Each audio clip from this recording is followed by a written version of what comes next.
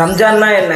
ரம்ஜான் ஏன் செலிப்ரேட் பண்றாங்கன்னு தெரியுமா? ரம்ஜான்னா பிரியாணி சாப்பாடுன்னு நினைச்சிட்டு இருக்கியா? ஃபாலோ பண்ணிட்டு ஃபுல்லா பாரு. 30 days 30 பெஸ்ட் ஸ்டோரிஸ்ல இன்னைக்கு டே 7. ரமதான் ரம்ஜான் அப்படின்னு சொல்லுவாங்க. ரெண்டும் ஒன்று தான். ரமதான் அப்படின்னா அரபிக்ல ரமதான் அப்படின்னு சொல்லுவாங்க. இந்தியன்ஸ் ரம்ஜான் அப்படின்னு சொல்லுவாங்க. ரம்ஜான் அப்படின்னா தமிழ் கேலண்டர் இங்கிலீஷ் கேலண்டர் இருக்குல்ல, அது மாதிரி முஸ்லிம்களுக்கு ஒரு கேலண்டர் இருக்கும். அந்த கேலண்டர்ல 9வது மாசம் தான் ரம்ஜான் மாசம். அந்த மாசத்துல மார்னிங் சன்ரைஸ்ல இருந்து ஈவினிங் சன்செட் வரையும் இருப்பாங்க. அதுவும் எப்படின்னா எதுவும் சாப்பிட மாட்டாங்க, தண்ணி குடிக்க மாட்டாங்க, சில பேர் எச்ச கூட மிளக மாட்டாங்க. இவ்வளவு கண்ட்ரோலா ஃபாஸ்டிங் இருப்பாங்க. அது மாதிரி ஏன் இருக்காங்கன்னா சாப்பிடாம இருந்தா பசிக்கும். அந்த டைம்ல பூர் பீப்புள் வேல்யூ தெரியும் அப்படின்னு சொல்றாங்க. தண்ணி குடிக்காம ஏன் இருக்காங்கன்னா லைஃபோட வேல்யூ தெரியும் அப்படின்னு சொல்றாங்க. சில பேர் எச்ச கூட மிளக மாட்டாங்க. இது மாதிரி ஏன் இருக்காங்கன்னா இந்த மந்த்ல பாடியை மட்டும் கண்ட்ரோல் பண்ணாம மைண்டை கண்ட்ரோல் பண்ணி செல்ஃப் டிசிப்ளினா எந்த பேட் ஹேபிட்ஸும் பண்ணாம 30 days ஃபாலோ பண்ணுவாங்க. 30வது நாள் அமாவாசை 3ஆம் பிறை அன்று நிலாவை பார்த்து